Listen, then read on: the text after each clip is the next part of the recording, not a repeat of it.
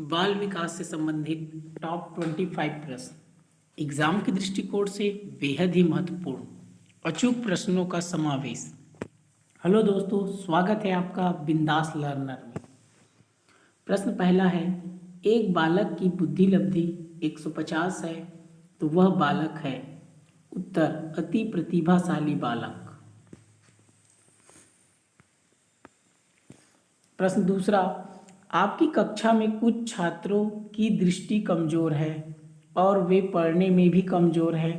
वे आपसे निवेदन करते हैं कि वह श्याम पट पर देख नहीं पाते तो उन्हें आगे बैठने की अनुमति दे दी जाए, तो आप ऐसी परिस्थिति में क्या करेंगे?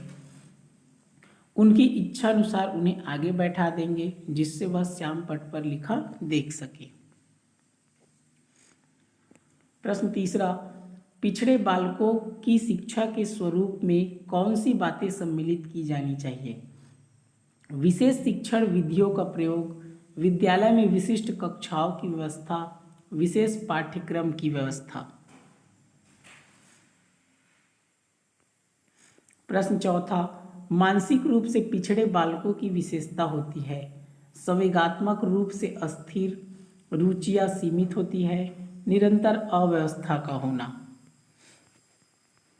प्रश्न पांचवा, विशिष्ट बालक होते हैं कुछ तीव्र बुद्धि, कुछ मंद बुद्धि, कुछ पिछड़े, कुछ शारीरिक दोष युक्त।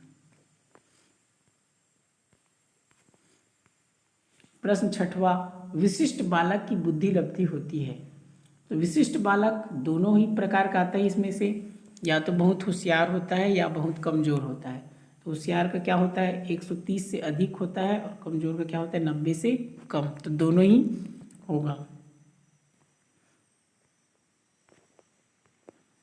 प्रश्न सातवां, प्रतिभाशाली बालक सामान्य बालकों से जन्म से ही 1 पाउंड भारी एवं 3/2 इंच लंबे होते हैं।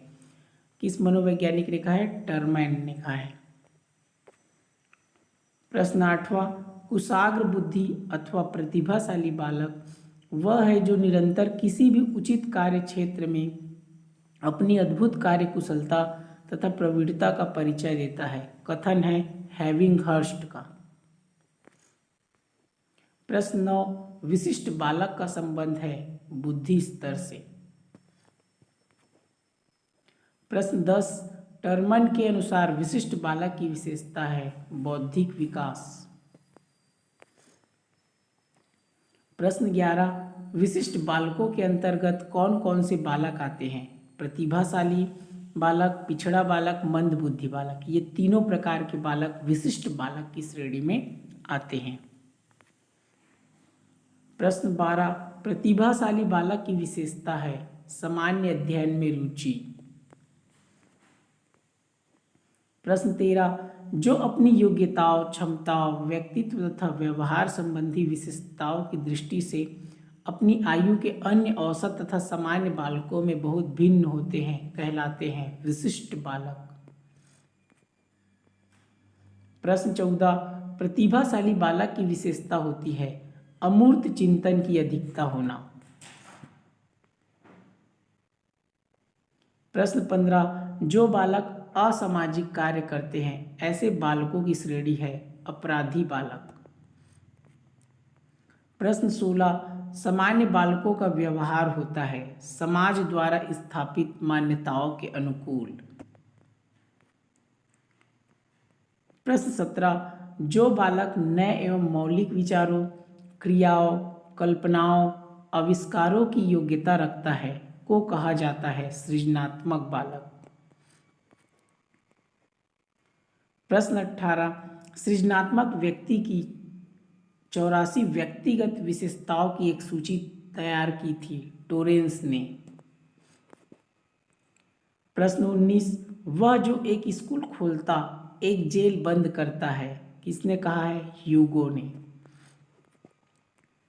प्रश्न 20, बाल अपराध का उपचार।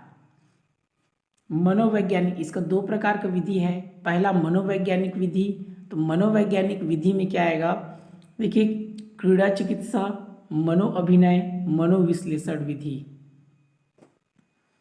और इसका दूसरा है इसी प्रश्न 20 में ही दूसरा है वैज्ञानिक विधि, तो इसमें क्या क्या आएगा, प्रशिक्षण, बाल बंदी गृह, इसमें 19 से 21 वर्ष तक किशोर रखा जाता है। तीसरा है रिफॉर्मेटरी स्कूल, सुधार गृह। चौथा बोर्स्टल स्कूल, 16 से 21 वर्ष तक की आयु के अपराधी रखे जाते हैं।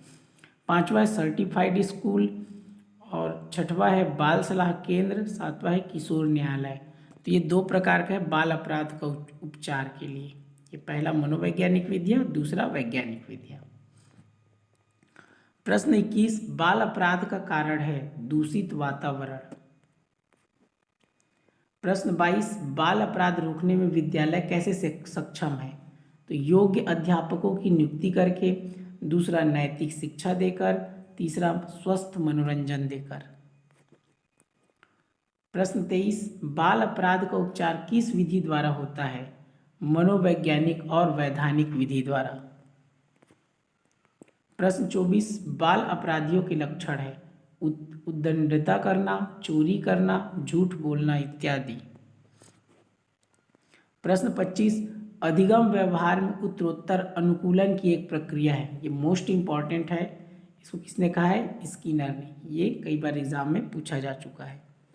ये रहा आज का टॉप 25 प्रश्न। इस वीडियो को ध्यानपूर्वक देखने के लिए आपका हृदय की गहराइयों से प्रेम पूर्वक धन्यवाद।